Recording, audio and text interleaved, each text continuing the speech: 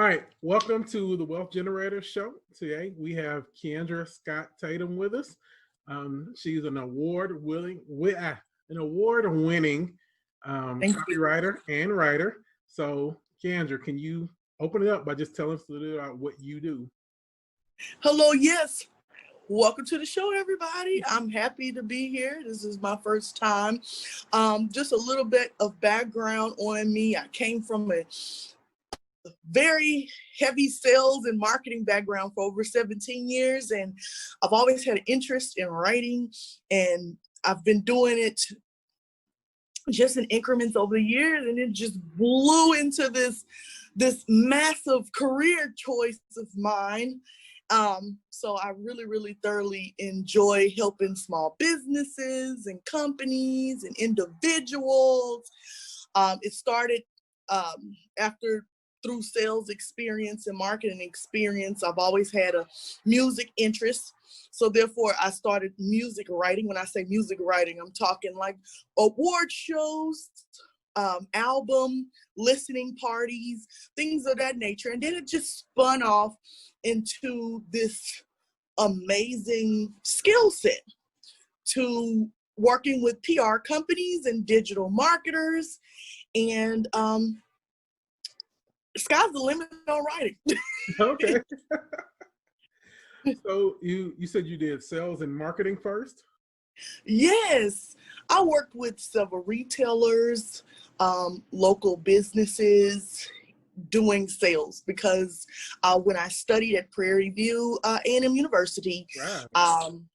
My focus was in marketing, but I always had a focus in music. I was in the marching storm. I was in marching band.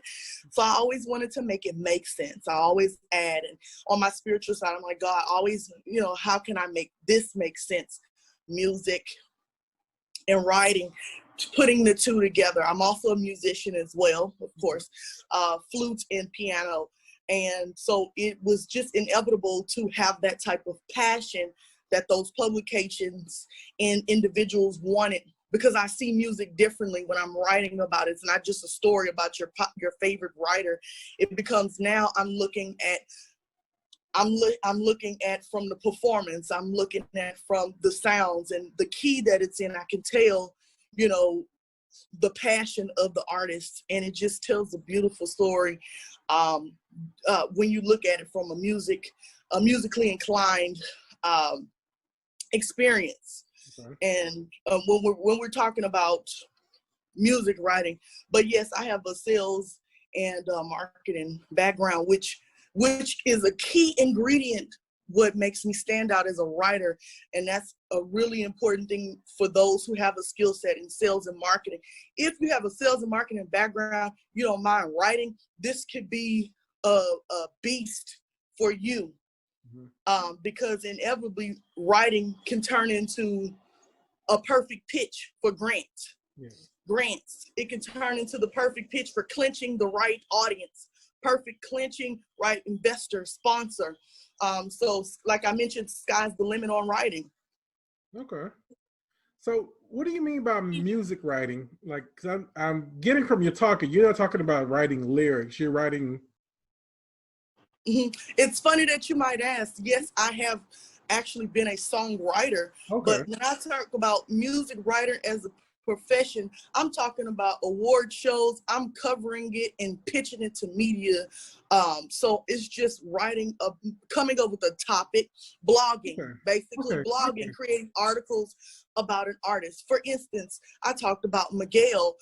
His PR people reached out to me, and I think they reached out to the publication, and they knew Kiki is a music writer. So who's better to cover a show, and who would enjoy it more than Kiki, right? Yeah. It was like, Kiki, can you cover this show? I'll give you an extra ticket. It was phenomenal, and that's happened on multiple occasions. So I'm literally uncovering from the beginning of the tour, the artists that opened up all the way to Miguel, and I'm giving a recap, as they would call it, of that concert.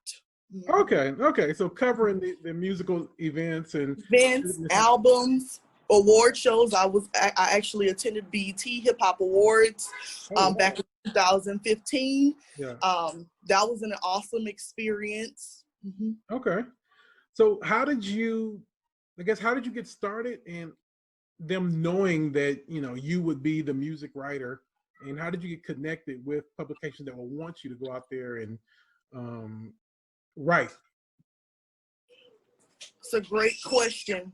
Pardon me. It's a really great question. If you hear inference, work at home, work at home. That's another subject on a dynamic on how you maintain that balance, right? Yeah. So we are not alone. And that's one thing I do not mind doing. You have to uplift somebody in the process. Therefore, there was someone multiple people to uplift me. And it started not just from, if you read that, I know you mentioned you read that Voyage Houston article. It wasn't just about the downfalls of not being able to get in that AP English class, but it started from me continuously going on and actually used Yelp. I used Yelp reviews as a platform to talk about food writing, talk about what events I've been to. Once you reach like a level of like elite Yelp, you go and you network with other people. But it was one review that lingered and it stuck with me. And he said, "You write very good. You ought to consider blogging." I screenshot that message a few years ago. Yeah. Just to see how far along I would like go. Yeah. So I have, network of people that was, and I expressed my interest. They were like, "You would be really good to do this or that." And I hung on to a mentor. And one of my mentor, which I'll say her name, and that was maybe 5 or 6 years ago, she gave me an opportunity.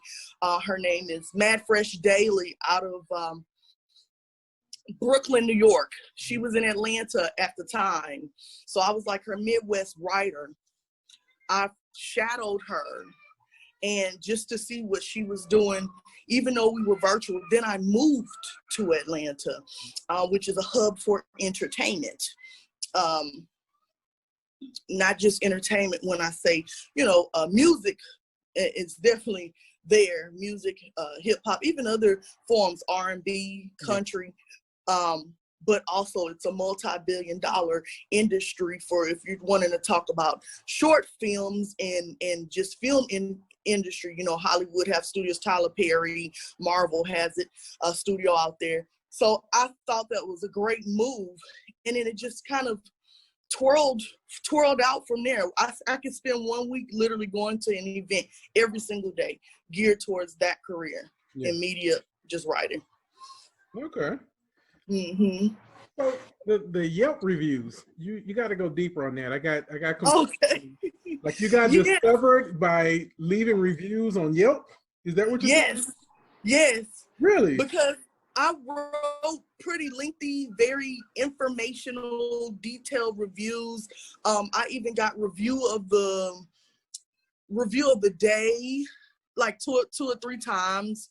I would connect with people I've never met, like from San Francisco, just different places, and they would leave, reviews because it was a hobby, and I didn't realize what I was getting myself into. I just enjoy reviewing places and platforming, and that's my thing. I coined the phrase, the professional platform, because that's inevitably what I do. I tell people I'm not a promoter. I just enjoy seeing people win. Yeah. I enjoy people seeing win. If I can write about it, then, I'm considering platforming somebody to the next level. I love to hear the stories. But Yelp, once I saw that review, it gave me like a nice little push. I remember getting review of the day for Hotel Zaza. And it was a wonderful statement. Hotel Zaza in Museum District. Yeah. And so they liked that review. Mm-hmm. They liked what you said about them and promoted you. Mm-hmm. Yes, and Yelp did. Mm-hmm. That's amazing. I didn't even realize that they did that, and you know, you have a lot of people who try to become, you know, I guess you could say the food bloggers, the, you know, travel bloggers and everything, and they try to build their own following like on Instagram with, you know, their own friends. But your way of doing it is much smarter, where you become known on the platform for reviews. That's nice. Okay. And I always go by the phrase of, well, it's not a phrase of scripture, speaking spiritually, that your gifts will make room for you. And I didn't realize what I was doing. I was just enjoying it because you would get free food, free drinks. We at the events. You're around all the Houston A-list people. You're always, and then that's another thing. Everybody who have a common interest tend to be at the same event. So I can go by myself and I'm going to show up, and I know that so-and-so is going to be there and we're going to have a good time. Yeah. You know, and that's what I love. And this is here in Houston. Yeah. I also wrote for MapQuest when I was in Atlanta. I did Hot Topics. So I kind of it spun off from talking about randomness on Yelp to actually getting paid to talk about randomness with MapQuest. And it was fun. Yeah. And not that you bring up MapQuest. It wasn't a whole bunch of money or anything like, but it paid a few bills, you know. It was fun to do. It was something that you wanted to do, and I mean, it people. I mean, you leave reviews for the fun of it. Nobody ever thought that, you know, well, you either leave reviews because you want to brag about where you went, or you leave reviews because you're angry. But I never thought that leaving reviews on Yelp could lead to a career. That's cool. I still have that message screenshot to this day because we often don't give ourselves grace on growth, the GGs. And to see anytime we get discouraged, especially like now, I go back and I'm like, you know what, look how far I've come, look how far I've pushed, you know, and I'm still going. I'm not perfect. I'm not where I want to be per se, but I'm not where I used to be. So I'm giving myself grace and room to grow. Yeah. Okay. You told me that I knew you're an award-winning writer. Do you write for different small businesses or just magazines? I write for publications, small businesses, individuals, like those who are like pillars in community. I guess when people talk about ghostwriting, I've done that, where I don't mind not getting the credit. You know, they pay me to do the job, which is totally legal because you're basically hiring me to help you write. So I've done that.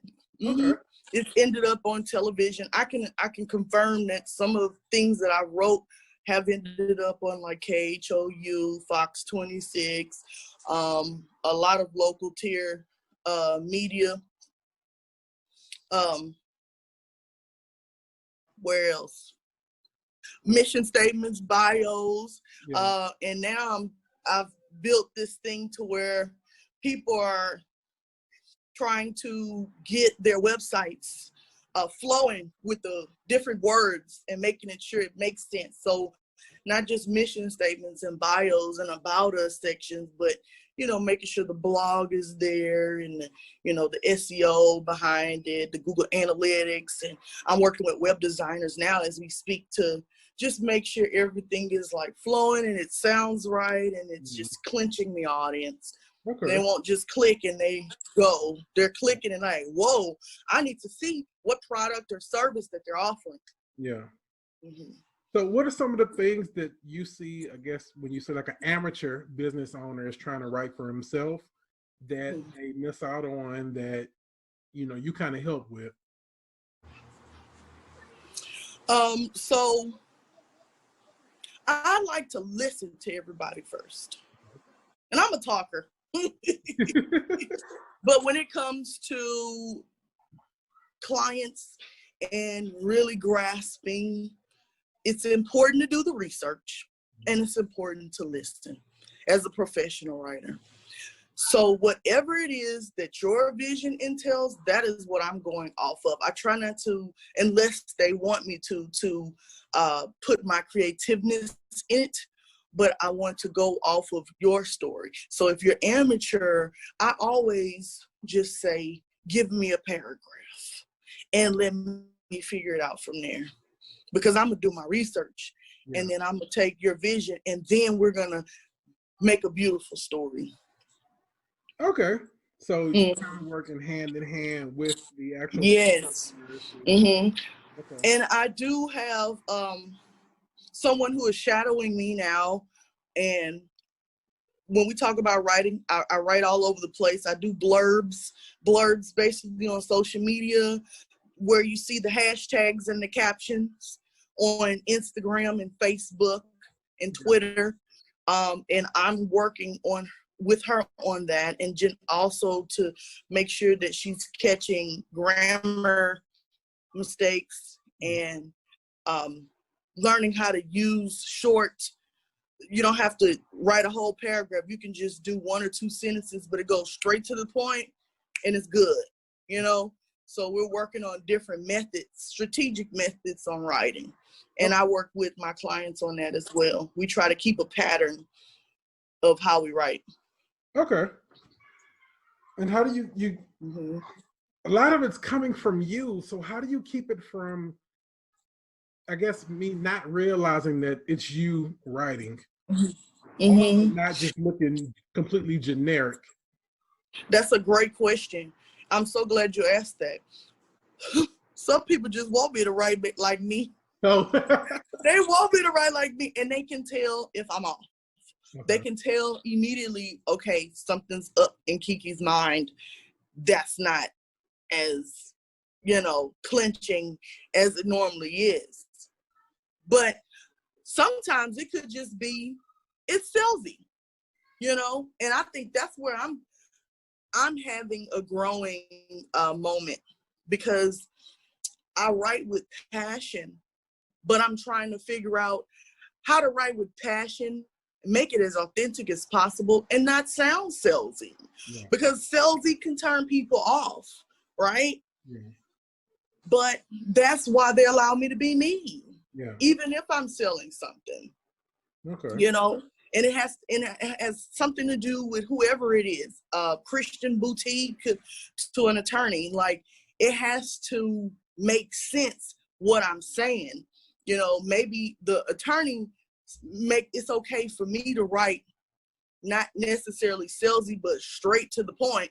Mm-hmm. But to the boutique, they're gonna want me to put some scripture in it and really pour into who it is that's listening. I mean, not listening, but reading. Yeah. What it is I'm saying. But also journalism 101, the basics of journalism that I've been taught is that everybody has a voice. And we're all finding it. Even with me, people knowing, oh, Kiki wrote this, I'm still developing different ways and tones. I'll never forget when I contributed to a local minority publication. It wasn't Houston Style Magazine. It was another one. It was African American News. Okay. And the editor at the time, senior editor at the time, told me, he was like, you don't have to write. He looked at my work and he was like, you do not have to write this thorough all the time. You know what I mean? Yeah. You can actually, it's okay to have fun with it. It's okay to say what you want, the first thing that comes to your mind, because that's your audience. Yeah. So you have to be able to tailor what it is to your audience, because you can't throw out things like supercalifragilistic and you're like, huh? Yeah. This is not a technical news publication. This is the grit of the community. Nobody wants to hear all of that. Let's not beat around the bush. Let's go straight to the meat. Yeah. You know what I mean?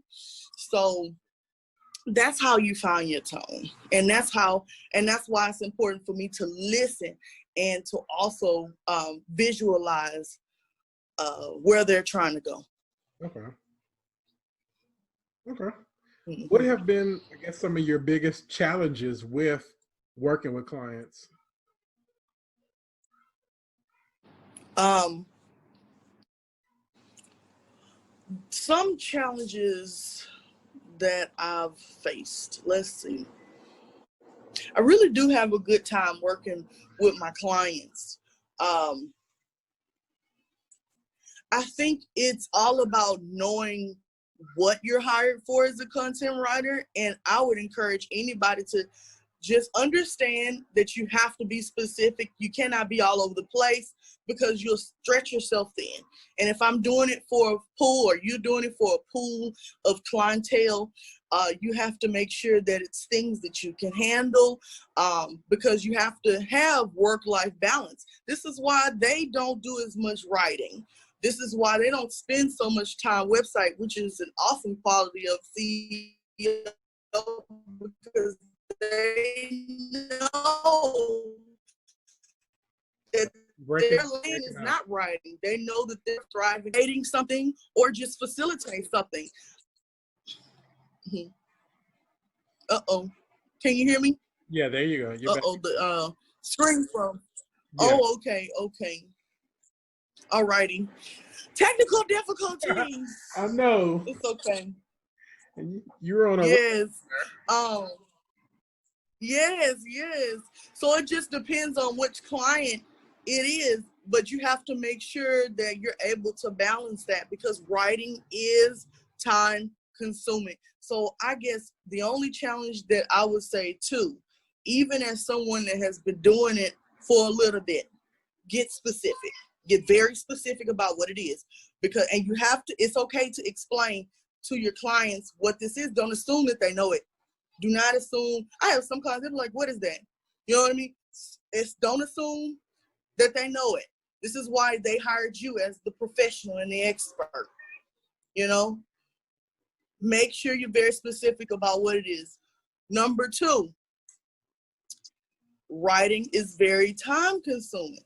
So therefore, you need to be able to find balance, because work-life balance as an entrepreneur, as someone who may be contracting out, even if it's part-time, you know, and you're working full-time, you have to make sure that you're able to, you know, make that workload work in your client's favor, and your favor, because you don't want to overdo it, because then you'll have spaced out, blotchy brain, what they call a writer's block. Yeah. You don't want to get that. I would literally sit on an article for an entire week, you know, because I'm not ready to write it. And then, and one time at nighttime, it may be at 3 o'clock in the morning, I can't shake it, and I'm gonna go write. That's just the mindset of a writer, you know. But be able to have those two things. Get very specific about what it is that you're writing about, and know what you can handle. Okay. So with the knowing that what you can handle, knowing that, you know, your job requires a lot of writing, outside of, you know, just waiting for referrals to come to you, like what do you do to market yourself today to get new clients, and keep yourself out there? So honestly, and I'm just gonna keep it 100, writers, you need to make sure that you have branding as well. While you're making your clients look fantastic, they want you to look fantastic too. A website, get those fresh photos up there. Even have some scrolls on your website of your work, or have publications on your website, and you just click the icon and the articles pop up. If you don't want to do it that way, just make sure that you're writing wonderfully for yourself, to market yourself. Writing, to me, writing and marketing goes hand in hand once again, you know, because you're pitching like a resume and a cover letter, you know, a letter of intention. You know, this is your resume.